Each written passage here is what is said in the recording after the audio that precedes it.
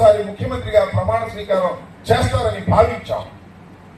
కానీ ఓటమి పాలయ్యాం. ఓడిపోతే ఓడిపోయాం, చాలా ఘోరంగా ఓడిపోయాం, ఒప్పుకోవాలి. కేవలం 11 సీట్లు మాత్రమే గెలుచుకున్నాం.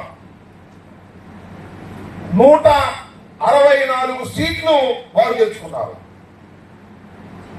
మన ఎవరికి అర్థం కాదా? ఇంద్ర బాబు మనకు 11 వచ్చినాయి అని మనకు అర్థం కాదా?